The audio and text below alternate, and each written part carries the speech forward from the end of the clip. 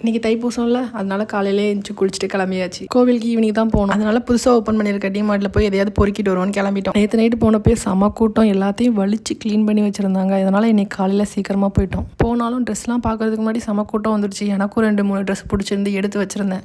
கண்ணை மூடி திறக்கிறதுக்குள்ளே கூட்டத்தை கூட்டிட்டாங்க. பில்லு போட முடியாது, கூட்டம் கூடிடுச்சுன்னு கிளம்பி வந்துட்டோம். அப்புறம் தைப்பூசத்துக்கு இன்றைக்கி வெஜ்ஜில் தான் எல்லாமே சமைச்சிருந்தோம். சோறு, சாம்பார், ரசம், முட்டைக்கோஸ் பொரியல், உருளைக்கிழங்கு பொரியல், காலிஃப்ளவர் ஃப்ரை, அப்பளம், அப்புறம் இந்த பால் பாயாசம் எனக்கு சூப்பராக ரொம்ப பிடிச்சிருந்துச்சு. இந்த அப்பளத்தோடு சாப்பிடும்போது அப்படி இருந்துச்சு. வாங்கின 1 மாதத்துலேயே இந்த வாட்சில் பட்டன் உள்ள போயிடுச்சு. அதுக்கு வாரண்டி கிளைம் பண்ணலான்னு பார்த்துட்டு இருந்தோம். அப்படியே டைம் போயிடுச்சு. அப்புறம் ஈவினிங் ஆயிடுச்சு. கோயிலுக்கும் கிளம்பி வந்துட்டோம். நாங்கள் போகும்போது கரெக்டாக அபிஷேகம் பண்ணிட்டு இருந்தாங்க. அபிஷேகத்தெல்லாம் பார்த்து முடிச்சுட்டு விளக்கும் போட்டுட்டு கொஞ்சம் நேரம் அங்கேயே சுற்றிட்டு இருந்தோம். அலங்காரம் பண்ணிட்டு இருந்தாங்க. அப்புறம் சாமிக்கு பூஜைலாம் முடிஞ்சோடனே பிரசாதம் கொடுத்தாங்க. பிரசாதம் சாப்பிட்டுட்டு கிளம்பிட்டோம். எல்லாமே வேற லெவல் டேஸ்ட்ல இருந்துச்சு. அதுவும் அந்த சக்கரை பொங்கல், புளி சாதம்லாம் ஆக அருமை. இந்த தைப்பூசத்தன்னைக்கு போய் முருகரை பார்க்கறது அவ்வளோ கஷ்டம். யாரெல்லாம் கோவிலுக்கு போய் முருகரை பார்த்தீங்கன்னு மறக்காம கமெண்ட்ல சொல்லிட்டு போங்க.